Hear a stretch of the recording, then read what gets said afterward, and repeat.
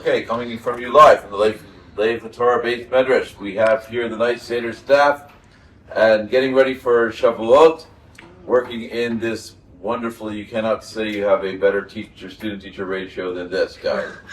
All right? So, if this doesn't work, I'll stop halfway through and you should get an individualized Chavrusa. Okay? Our topic for tonight is the Mesorah. We had a bit of a kerfuffle, disagreement, argument, machloket in the base medrash between 7:30 and 7:45 between two rabbeim here. One insisting that rabbis can say that other rabbis are wrong, and one says, no, you're wrong, because other rabbis cannot say other rabbis are wrong. If you appreciate the subtlety in that, I'm still trying to figure it out myself. However, we all come from different batei medrashes, different Mesorahs. So I'd like to take our nice staff panel back down memory lane. 1 minute, please. We're going to start with, who is your first rebbe? Name when you start. Go. Who's my first rebbe? That is a good question. I would probably say my first rebbe that really made a lasting impact as a rebbe of mine would be Rav Beasley from Camp Aguda. I was there for 3 summers, 10th grade, 11th grade, 12th grade, and I kept a relationship up with him afterwards. And the reason I say him and not the rabbeim I had, many wonderful rabbeim I had in yeshiva and school, because that was someone who I really felt personally was someone who was connecting me with what we're here for, with Mesorah, the way to think about a halacha question, the way to approach what it means to be a Jew, what it means to be part of Am Yisrael. My first rebbe. Okay. So as I grew up, our family Rav in North Hendon Adas Shul was Rabbi David Cooper.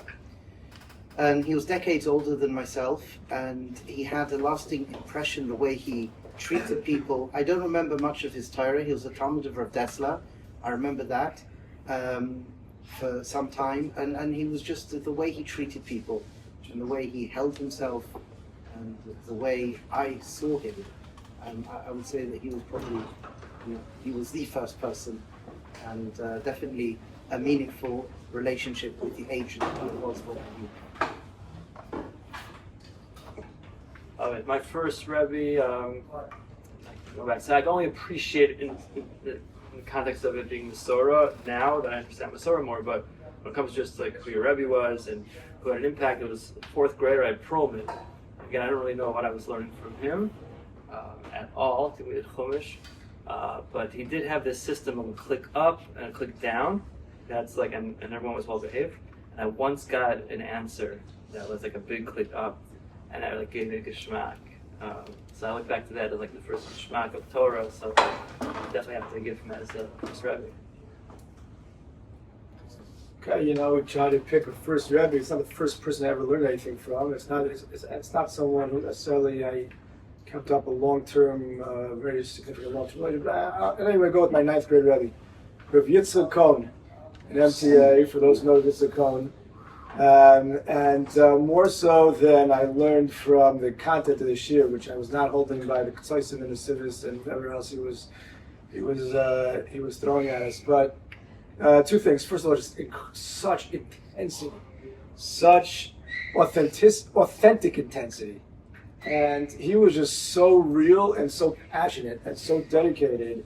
And how could that not rub off on someone? It definitely did rub off on me. And he also made us learn outside of shir. He would give us tests on things we were supposed to just learn over the weekend, over Shabbos. Trying to make a record time, I never heard of that, but we had tests on it on Sunday morning. And Mishnayos that we had to learn by ourselves, and it opened up a little bit of a lens into what the possibilities are, even though I didn't necessarily connect to those tests necessarily, but you got to do what you got to do, and then it's on the radar screen. There's such a thing as learning over the weekend, that Shnei Mikra Deket Taglim. So I definitely would count this as a first significant rebbe. So obviously, like everyone has many rabbeim, someone who, in terms of connecting to the Mesorah, my Rosh Hashiva, Steve Krishalevsky, when you're in here and he starts off the Tosfos saying he spoke to the Chazon Ish about this Tosfos, So then it's like a bit different, someone who had they learned about Russell and Moshe Shapiro with Aaron David Malin. He's talking about how he spoke and learning about this Rambam with the rest of Zalman Meltzer. It's like, you feel like, this farm that you're opening up, when speaking to a Rosh Shiva who knows the whole of Shas Be'ir, like on his fingertips, and there's no way of catching him out. Just every catcher has everything, And again, like in terms of the authentic, genuine authenticity, the intensity, he said in Shir, I've had this shver, this Rabbeinu Hananel shver for 48 years, and then the simcha he had when he answered it, like in the Shir, was just connected me to what it means to be a Godel B'Torah, genuine, on a real level, and what I picked up from him in general, my Derech Element very especially, is part of the package. I would say my first good rebbe, Rabbi Yankelovich in TA Baltimore, taught us how to learn Chumash from Bereshis, and go with that. Okay, so now we're going to go from first rebbe. All right. But what about second rebbe? But what about when you talk about when you say can you say that you have one rebbe in your life and instinct very muvhak, the one that you immediately say, okay, without him I'm not who I am today. And I'm sure we can say it about everybody that we come across in every single way. Rebbe muvhak. We're going to snake this back. I would say I do not feel that I have one Rebbe muvhak. I think in certain areas there are certain rabbeim who I have learned a lot from in that area that have shaped the way I am in those specific areas, being let's say halacha, Gemara, like how to learn Gemara, and machshava. Definitely one of the Rebbe most close is someone called Moshe Stav, until Kamiyat in many years. He lives in Yerushalayim, he lives every week. Again, it's just always left astounded that number one, how does one man know so much information? How can I ask him any question in any sugya, machshava, Musa, or Gemara, Bavli, Yerushalmi, anywhere? He's got so that's firstly very very intense for me, very very big deal for me. And number two, the depth of the advice. 85% of the machshava I ever say, at least, is really just me saying his Torah. I actually asked him if I was just not to say his name because I felt so bad stealing with Torah. He said, yeah, sorry. But just any advice, any question, I just come away with not sure about something. I speak to him and I get a lot of abuse from him, but after the abuse, yelling at me and everything. But then I just come away every time just rich, wow, just so much deeper. Yeah, that's very very much part of me today. Okay, I've been able to learn from several great, rabbanim who I consider to be rabbeim mine. But if I had to pick one, Rav Lichtenstein Zatzal is someone who really had a tremendous impact on me. I learned with him in his shir for 5 years, and had the opportunity to speak with him many times about different topics. And someone who was just so incredibly overwhelming, both in his incredible knowledge of Torah, depth, breadth, every aspect, and incredible humility, someone who was just so balanced, someone who's so, again, I'm putting around the word genuine, but he was a walking Musar Sefer. He was a walking Musar Sefer and incredibly humble with everything laid out at his fingertips. Everything was connected, everything, and I think he really gave a derech. I think that people who saw him had the ability to get from him the derech, not only derech in life, but a derech in life. And so I would consider him my rebbe. So when it comes to yeshiva, Baruch Hashem, a lot of rabbeim and tzvicha as well, many different years of halacha learning with different rabbeim. Over the course of when I was a rabbi in America for 11 years, so I think it developed that Rav Neuberger ended up being really, I would have to call my Rebbe muvhak, because he's the one that I feel most comfortable going with any shilas that I have, especially when it comes to paskening for community. And one of the hardest things about leaving the Rabbanos was knowing that I wouldn't have that direct line with Rav Neuberger, not because he wouldn't respond to my questions, but because I know that there are so many other rabbeim out there, young rabbanim, who need his assistance, and they are taking care of communities, which I was at a time when I made Aliyah, which was nice. Like a week ago, I was able to actually ask him a shayla because of one of the chassan that hopefully they will sign a kedushin for in the summer. So I was able to feel comfortable asking him again. But feeling the comfort of having your questions go straight to a rebbe that's been a very young. So there's a couple of rabbanim, a few rabbanim that I was very, very close to throughout my life, throughout their lives, from when I met them until they'll nifta. But they actually were very, very good rabbanim, and I'll start with two things. I once went to Reb Chaim Kanievsky, and I asked him, I was with a group of people, and we asked, can you have one rebbe today? Can you have one rebbe in this generation that you go to everything for?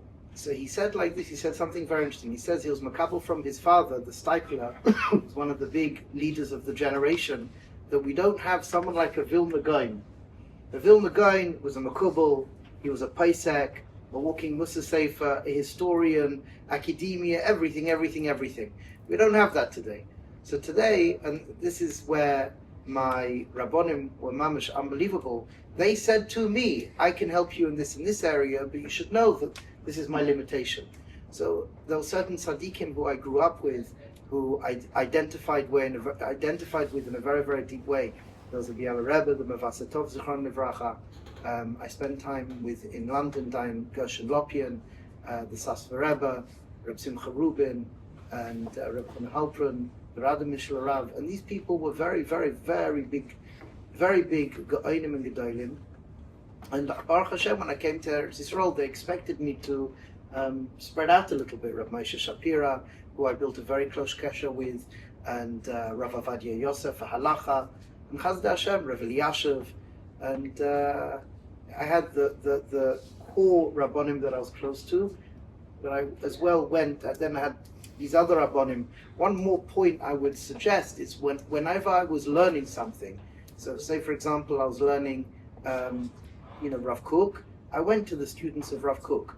If I was learning Chafetz Chaim, I went to the students of the Chafetz Chaim. I tried to always go back to the source of whoever I was learning, to the closest person in that generation. Or the biggest expert in that generation. That's something that, again, I received from my father, that I've done for, since I was 11, 12 years old, 30-something years. So, yeah. For Rebbe Muvhak, I would say I've looked 1.5 for Rabbanim Muvhakim. My primary Rebbe Muvhak was, I can't compete with the whole list. One of the people on Rizzi's list was Rav Moshe Shapiro, Zichrono Livracha. I was zochet to have a close relationship with for the last 10 years of his life. I began with my father, actually, who knew him 30 years before that. Kind of got me in there. Rav Moshe Shapiro was someone, if anyone might have heard of the name, he has a lot of svarim put out from Mesorah. He's someone who, not the Vilna Gaon, but one of the few people that maybe who could get close to that. Someone who knew like that, call it Torah, everything from Shas, especially, you say his thing, what he was known for was Machshava, Kabbalah, but he was very adamant and very clear, not just that at all. He knew there was a sefer they put out after he was nifter, a big fat sefer of the Shir on the Sefer Kalim. Someone who knew Kol HaTorah Kula. I personally asked him one time, really made a big impression on me. I asked him a question about a very personal issue I was happening in life, and something he always did. He thought. He was really a master of silence. He thought, sat quietly a long time, and then processed the question, and then he had a Gemara in front of him when he was learning. Flips like that. Reads the Gemara, answer to the question. That was how he lived Torah. He breathed Torah, and two things I want to say specifically really about him. The godless of Torah from a rebbe in general, from Moshe Shapiro specifically, is someone who's going to be raising me up, raising the Talmud up. That I don't understand him. There's so many questions that his Talmidim have about him.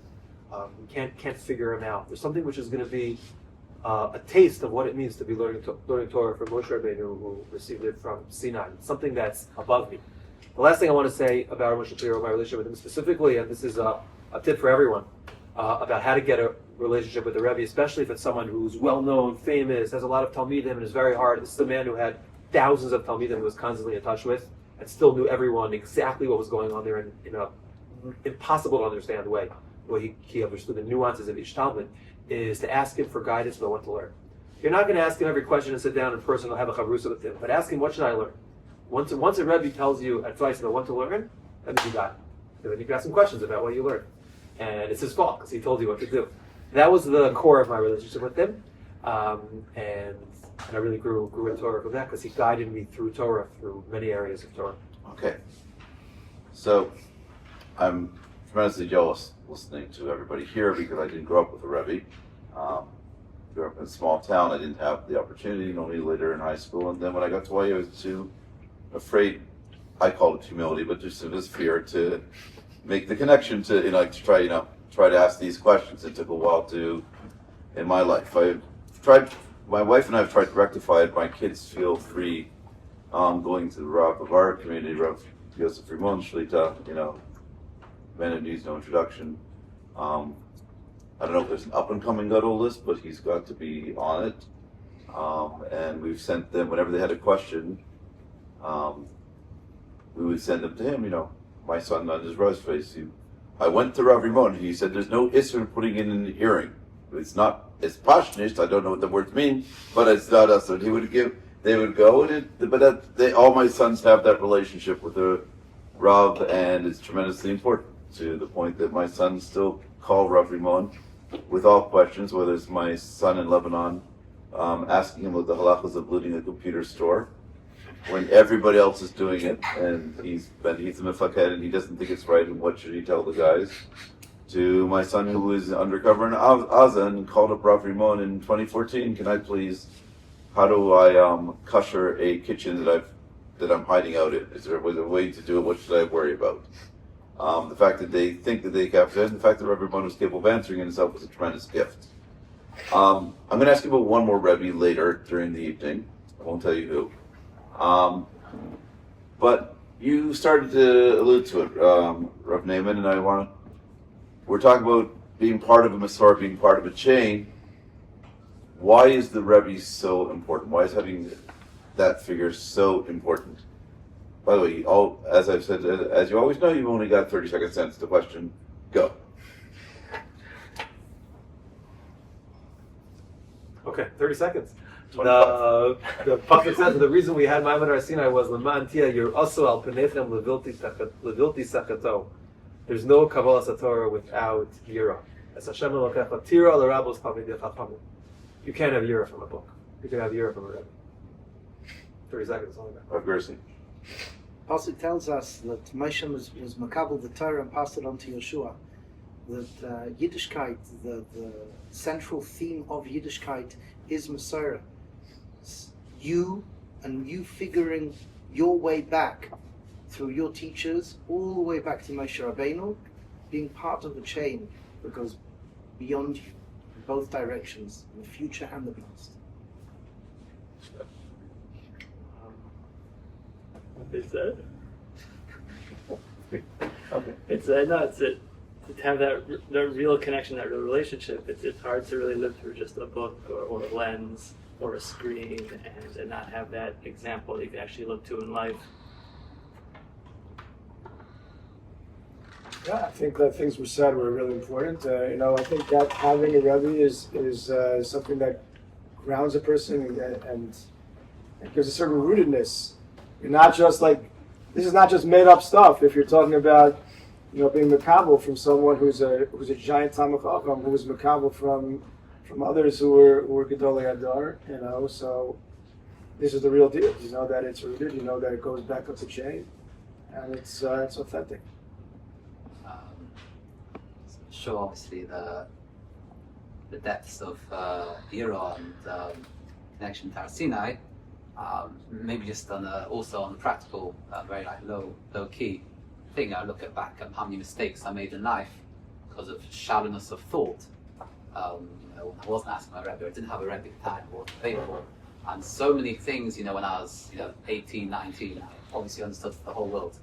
And then suddenly at 25, I realized that maybe there was a few things I was missing, and so many mistakes. So many times, I wish I would have been like, someone had just told me, "What are you doing? Just do that instead," or guided me. Maybe not directly, but guided me. And many times, just a rebbe, someone who's able to keep you on the straight and narrow, and not doing things which, from my own little perspective, it's like sure this, and then the rebbe shows you that no, even a bit deeper, you'll see that this is the wrong path to go on. This is a much better, much more productive path to go on.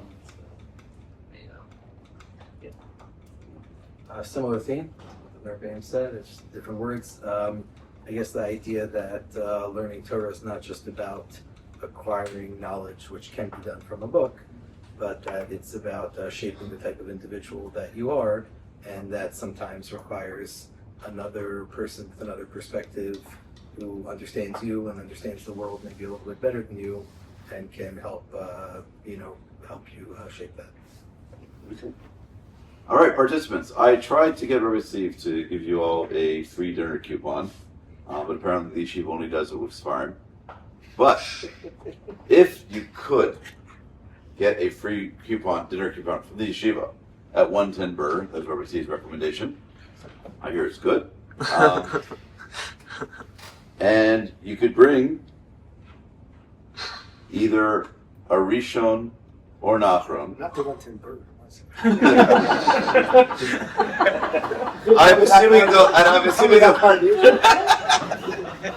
assuming that they'll accept their hashkafa, of course. Okay.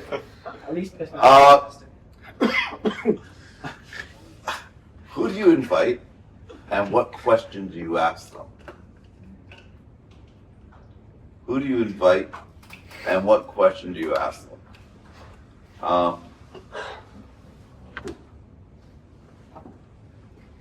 I would have to say the Rambam. And what question are you asking?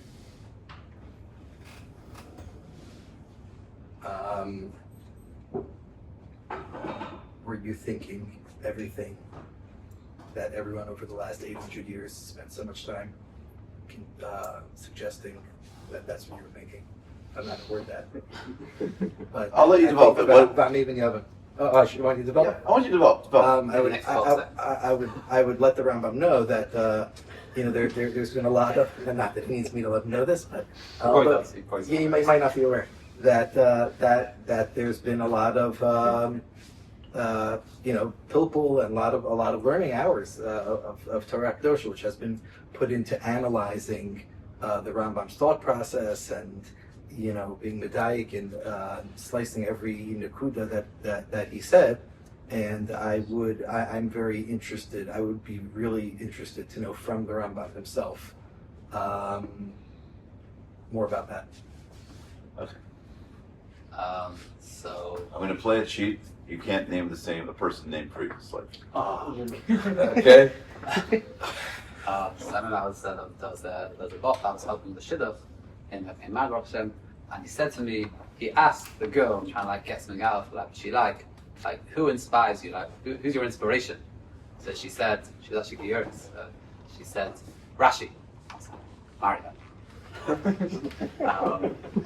They got married. Unfortunately, it's going well. My advice. Firstly, I would just love to say thank you. Of course, to Rashi. Even yesterday, my husband was saying, imagine learning this Gemara without Rashi. Just be like, what? And just how many times I looked at Gemara and 2 months later, been like, oh Hashem, that's what Rashi meant. Just schwitzing, I spent a very good chunk of my life trying to work out what Rashi meant, but it's always worth it at the end. Sometimes you learn the Sefer and you work really hard to understand it, and at the end, okay, that's what you meant. Every time Rashi, it's just the beauty. It's just it's definitely my favorite rishon. And if I was going to ask him a question, I would ask him what he meant on Pesachim and Dalet. Ham Ke'ika, he says, there's man to Omar, why is he casting like a buyer? I've built up these sites for many years on Ham Ke'ika and Rashi. There's one kasha left. That and what he meant on Mesorah Sam Zayin, why I favored going into the soup, why it's cholov. That's a bad example of Ham Ke'ika. But those would be two questions to ask him. But firstly, I would say thank you. You're offering me a 110 burger. That's a Har Sinai, isn't it? I agree with the statement. I would not be taking him to the. Let's see. The very thought of sitting down with one of the Gedolei or Rishonim or Acharonim for dinner and like schmoozing, they're like, hey, tasty. What are you talking about? It's good pachet. How's that possible? It's not even possible to imagine such a thing. But in some alternate reality where there was a possible way to imagine having a conversation with somebody. I think the Vilna Gaon was such a unique personality, so creative and so masterful in so many areas, in halacha, in Kabbalah, in everything, not bound by anything else. And somehow everyone, with broad enough shoulders, he was able to change the world. Everyone just accepted his godless. With that kind of, who am I to even ask questions? But maybe you could give me some tips on help me learn how to learn a little bit. I don't know. Maybe he could clear up some of the kashas on the world. What's going on? How do we understand reality? And I would love to have insight from someone, from anyone really. But if you make me pick one person, wow, Vilna Gaon. If I could see the Vilna Gaon, that'd be it. It'd be enough. That'd be enough right there. Yeah, I would go with the tour. Yaakov Ben Asher or Asher. I would have probably two questions. First, his parish, if you call it a parish on Plumish, the Baal Turim, is always like lofty, interesting, working with Roshi Tevos and Gematrias. So you would think that's like one world of the Hasidus, we'll call it, before Hasidus was a thing. You'll tell me. I'm there yet, right? It was a thing, but it wasn't like, Hashem yet. And then he was like the source of all halacha regarding the Arbaturim. And to ask him, so he's meshing these two worlds, we would call it, and it's like fusing them together as one. But then I also ask him, like, how do you feel that no one really learns you, but you started it all? Everyone, like, goes straight to the Shulchan Aruch. They learn, but, like, it's go to Shulchan Aruch, and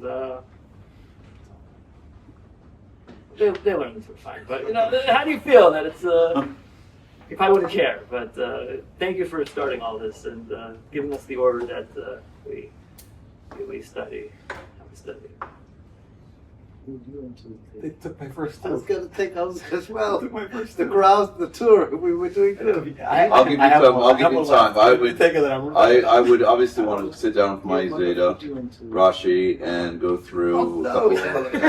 I'm going to get these guys. I would obviously love to, but since it's already been taken, I'd like to just show them how the family is doing before asking them. I've got a couple questions on the Chumash, and so I'd like to go I would take the Ralbag, okay? I would like to know, he just raises so many problems. And I don't need to talk to somebody who I agree with, because they don't need my approbation or haskam. There are certain people who really can just, he's almost the end of, an entire stream of 200 years of Jewish thought and thinking, and it sort of just almost stops after him. And I'd like to talk to him about some of his perushim and this hyper-rationalism and this, these perushim and his understanding of miracles and his understanding of, the nature of the world. And to let him know, guess what, you've got a crater on the moon named after you, and that you should be pretty proud to know that. But I'd like to talk to the Ralbag for an hour.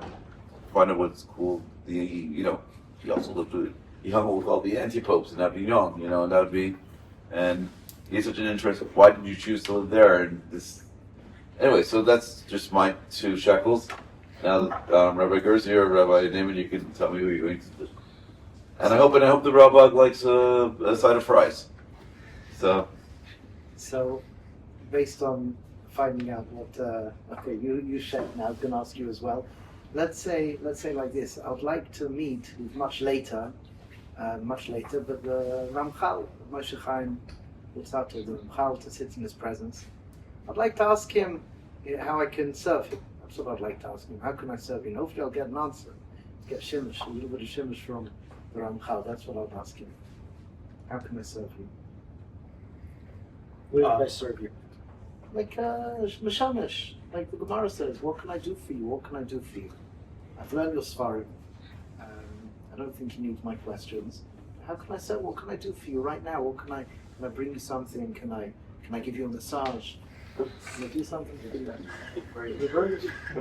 I'm less interested in the burger. But, I'd like the Ramchal just to be catch. Go and take your leftovers.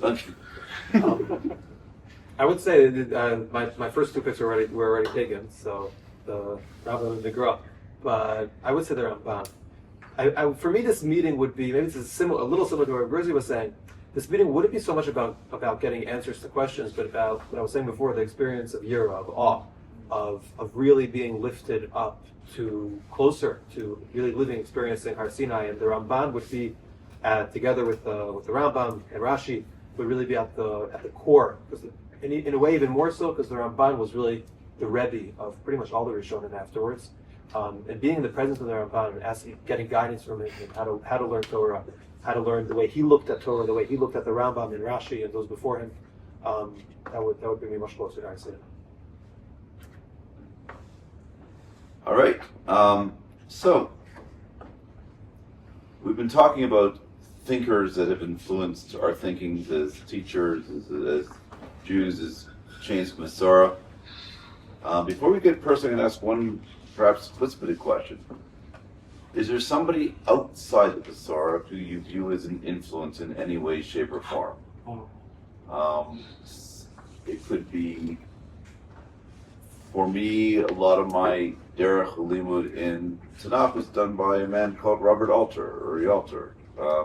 What is a biblical narrative, which was the first to really formalize certain questions and rules and assumptions that, upon reflection, most of them don't conflict with a believing Jew, and provided tremendous insight or structure to how to understand the Tanakh text.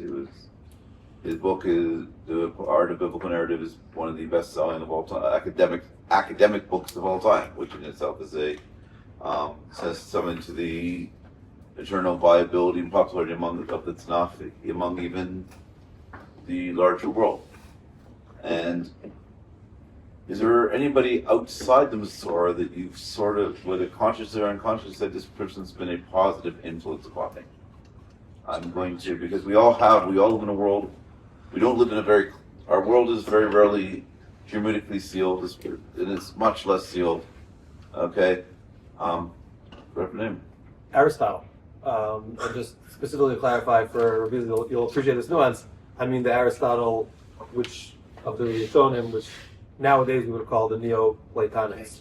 But that Aristotle, that one, because the Judaism, the Torah of the Rishonim, and to a large degree of the acharon and even the Mekubalim, is a response, but not just a rejection, of building on the world, the wisdom of Aristotle, that understanding how Torah is working with and living together with the principles of logic, of mysticism that Aristotle taught, and integrated together with that. So Aristotle has made a tremendous positive influence on me in the conversation that Torah has with him.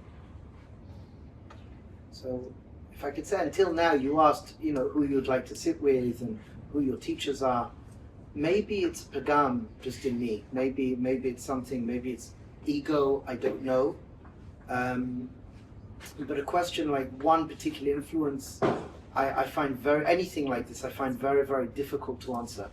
I've got a library of 3,000 plus books. I've read most of them, and all of them have influenced me. There's non-Jewish books there, Jewish books there. So I don't know how to answer you. I can list. I don't have one. I really don't. I don't have one. I don't have one of much, apart from like a wife. That's it. And a shag. We're hoping the wife is within the Mesorah, however. No, but that's Hashem. I don't know. I find it very difficult. Yeah, I don't know to answer that. Apologies. Is Bacon part of the Mesorah? Explain how he's an influence, though. No, this is. Menachem Bacon, just like knowing his life story and the incredible Mesiras Nefesh that he did for Am Yisrael. I don't know. I mean, I know that he had a class on Parshanut in his apartment, so that could be part of the Mesorah. But if we're not going to consider part of the Mesorah, so it would be Malcolm Begin with the unequivocal Mesiras Nefesh that he had for Am Yisrael and Eretz Yisrael over the course of pretty much his entire life. Read his books, White Knights and The Revolt. Yeah. Really important books. Yeah. Was he wrote? Okay, I don't know. I think that if the question is with regard to worldview, I don't have a rebbe muvhak from outside of Mesorah. I mean, there certainly are indirect influences in the modern world of all kinds of people who I do think have made the world a better place and brought about acceptance of certain ideas that we take for granted today, which were never really the case until modern times. And Zechurim Latov, I haven't read their books. I don't know. I haven't had personal interactions with them, so it's not a personal influence, but it's an indirect influence. On the level of personal direct influence, not regarding worldview at all, but just in terms of, nonetheless, how I process information. I had an amazing English teacher in high school who was so good at helping us structure information, learn how to write, express ourselves in an organized and thorough fashion. That certainly affects my ability to, just how I function in the world, how I process things, how I express them in a cool way. I don't know, I wouldn't say it affected my worldview, but just how I'm able to process and express that worldview. So that's a nice influence, I guess. Yeah, both Rav on this. I definitely, I'm not particularly think it's impossible, but I often find someone was once telling me about how someone gives the semi-ship was a girl at my table once, saying how someone gives a share from films, all the things you learn from films. And anything that she said, I was like, that's a straight out Shisharim, that's a straight out life. I think there's often a desire to find goodness in the secular world.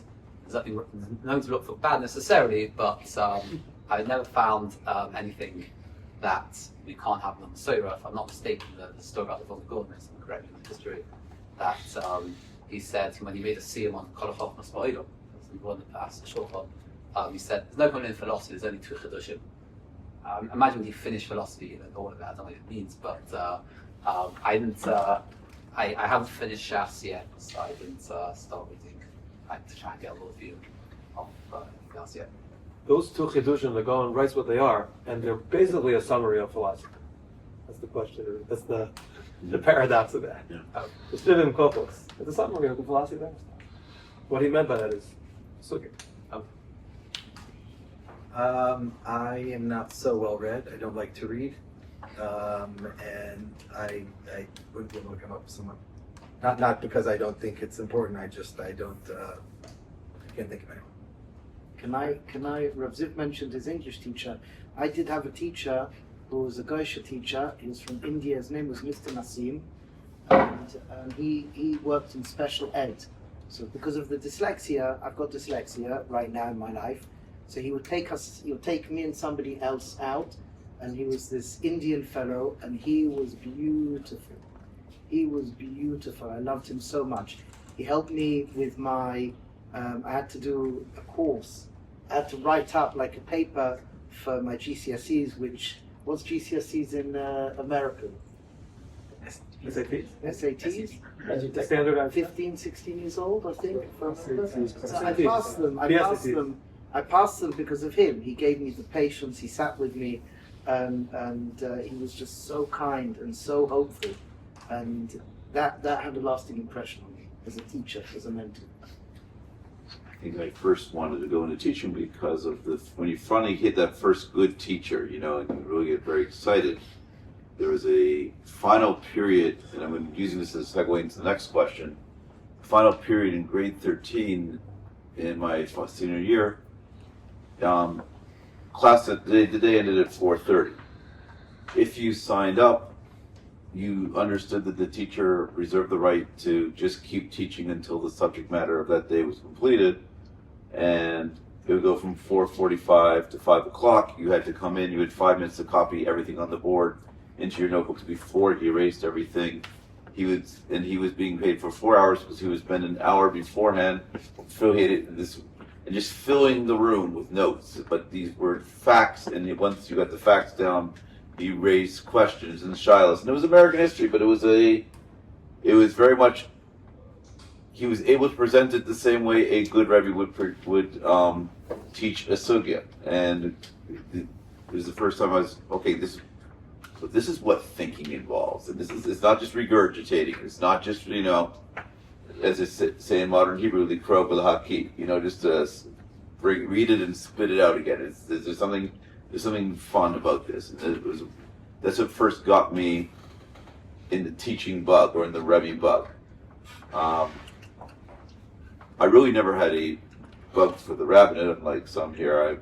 Probably because my roommate was several years older. He went into the rabbinate before me, and therefore I said, he used to say, teaching is l'chachila. Rabbinate is doing the b'di'evit, which in itself was a very interesting outlook, but unfortunately I adopted it. With that thought in mind, why did you just... So, beautiful chevra. Probably I'll answer on a certain respect. I have no idea why I'm doing what I'm doing. Like, I really don't know. I will say, I guess there is like a DNA element.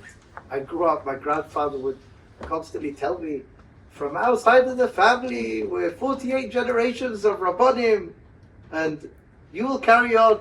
No bechira. You have no choice in the matter. The family line was 48 rabbanim who worked and learned. They were working and learning. So here I am. This is working with them. They had jobs. This was the working. Yeshiva. Yeah, yeshiva. This is the working.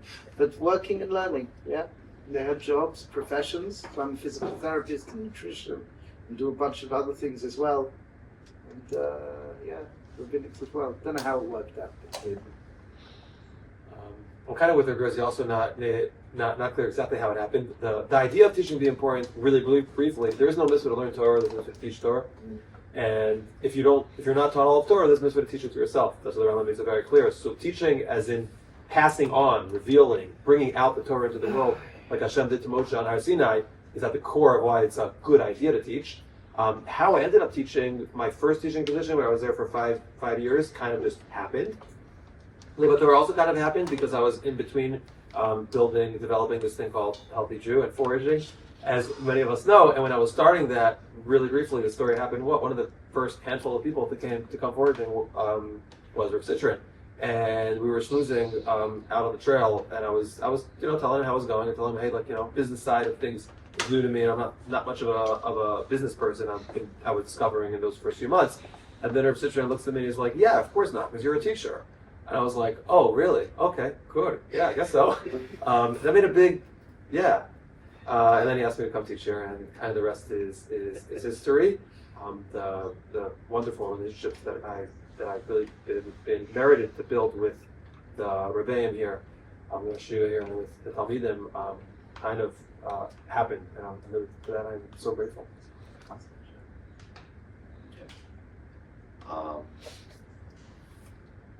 In letter 93, Rav Putner responds to a Talmud having difficulties. It's 93 or 94. I'm an old man, so please forgive my memory. And the Talmud is having difficulties and is unaware and is really feeling lack of confidence in his learning and feeling a lack of accomplishment, and asks Rav Putner, his rebbe, for advice. And Rav Putner, first of all, you're already one step ahead of most, because most people don't know what they don't know. At least you know what you don't know. And then he decries the genre, the hagiographies of the Gadol. The Gadol is a baby who knows Shas when they're 5, and Shulchan Aruch when they're 10, and and all these because it removes them from the realm of humanity, also removes them from the realm of being people that I can't emulate that, I can't try to be that. He then makes the bold claim, and that the secret to success is failure. Sevi Yipol Tzadik V'Kam, which is 7 times a righteous person will fall and get up.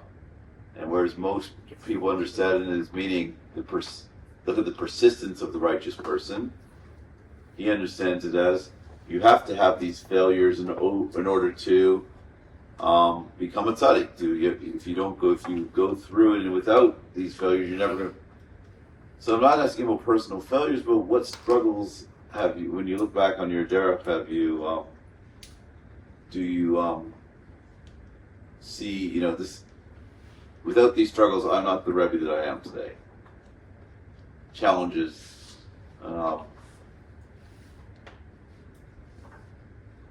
It's only 4 minutes tomorrow. I don't know. And we have, I'll tell you, I'm just reading a wonderful book now called Synagogue, spelled S-I-N, Synagogue, and it's talking about the importance of failure and sin in Jewish thought. And he writes on the back of his blurb, "I've been rejected for national awards 3 times." And he lists them. We all write on the back of our books how bright we are, and nobody ever writes, didn't get accepted here, didn't get chosen here, these things. So it's not such a bad thing, maybe once in a while, to look with a smile and say, what challenges have we faced? For me, it's my just fear of talking to people, as opposed, which I've dressed up as humility, but that doesn't help as far as forming relationships. So I've had all the failures and sins in the book and then some. So yeah, in 3 minutes it'll be hard to go through all of them, or even close. But the one which I think, particularly in our discussion about Mesorah and the Rebbe Talmud relationship, which I would emphasize, is that I was desperate to know everything right now, and it took me many years with a lot of knocks on my head from good rabbeim who were chopping me down to size, and I still struggle with that, to be able to not know everything right now, to be able to learn and grow, take one step at a time. Do I get this? Do I know a little more than yesterday? To live with the question, being in peace with the question, being at peace with not knowing. That was something which before I had that possibility open, I was a basket case, because growth in anything, especially in Torah, can't work if I have to have all the answers right now. I have to be able to leave loose ends and continue to grow. I only want one of many things I would say. Time, go. I'm not sure. Lots and lots of things. All the things that everybody else experiences as challenges. And just with good guidance and good parents and friends, just get over it and move forward. I think I'm still struggling and falling and failing, and if I could take people with me, that's great. You want to come along for the ride? Let's go on, get this together. How's that, Shay? So I don't know how I feel about the concept of you have to fail in order to succeed. I mean, it's just a reality of life that people struggle, and people, no one doesn't struggle. I don't think there's such a thing. What's that? Okay, so I mean, you have to know how to, you have to push through when you struggle. I think that's the main point. I don't know. I've heard people say things like, "Hey, everyone has to have when they're going, but sure, you have to have a crisis, a major crisis." Everyone has to have a major crisis, in my opinion. But struggles there are. There are struggles, certainly for myself. It's not easy to go ahead and to whatever extent that you have, but to succeed, I'm still struggling. But to learn how to learn and to accomplish and to learn how to learn new skills and to be able to apply them and to put together something on your own. And sometimes I've been in environments where there's just an assumption that you're everything is just obvious and easy and everything, and be super creative and come up with ideas. Oh wow, that's not easy. Hold on a second. We push through and we try to do our best and have whatever measure of success we have. So. You guys, first to the last rebbeim on our panel have 42 seconds each. I'll give an extra 2-minute extension for mine. Extra 2 minutes. So Many things to point out. I have found many times if someone really looks back at any major struggles, personally at least, your ability to deal with, to help someone who has the same struggle is supremely enhanced. If it's a personal struggle, someone's going through that problem, you're infinitely better at sort of being with them, being noisebo chaveru, not sympathizing in the pitying sense, but being with them when you've had that many times in life. One thing we've got to point out something specific was, I don't think there was a crisis like they were saying, but I definitely remember feeling, seeing guys in yeshiva just pushing, motoring ahead, like guys were like, they just got things quicker and everything was quicker, and it was like, sometimes it's a bit frustrating. It's like, I was working just as hard as them, and like, why did this guy like finish the Masechta and knows all well, and I'm still struggling, that after that, but I really find what I found is my ability to give that over is supremely enhanced. I think what Aaron Kotler once said that he never had it difficult with Shach Gemara. He missed out on that, and the truth is, Rav Aaron Kotler Shirim are not so well read compared to others, and largely because he was just so much higher, and the inability of the Talmud to grasp what he was saying because it was just so quick. Macharos can tell me, like, the ability to explain things, he's much cleverer than me. But my ability to explain things is much better than his, as he said, because I'm slow. Just slow, it takes time, and you build things up, and many things like that. Like the things that maybe with Machshelo, if you struggle with it and you get it, then it's much more of an acquisition. The Rav writes in the beginning, answering a similar question to Rav very short. Once, if you struggle with it, you got it. Your ability to acquire it and give it over is much enhanced. I would say a major struggle that I had, especially in yeshiva when I was your age, was being enveloped and possibly strangled by or suffocated by the constant comparing of myself and my success to my peers. And that was extremely stunting and not helpful in my growth. And that's a process that I'm still dealing with, but I would say that's probably my largest struggle in terms of growth in Torah and Yerushalayim. Clearly, my biggest struggle is the ability to manage time properly. Given the fact we have 2 minutes over for Mario, the goal of tonight's panel was to talk about both the role of Torah study in general, our role in Mesorah in particular, both on theoretical level, but also on the personal level, to get to know your Night Seder rabbeim a little bit better. Gentlemen, if you to all be taking part in the chain of Mesorah, go ahead.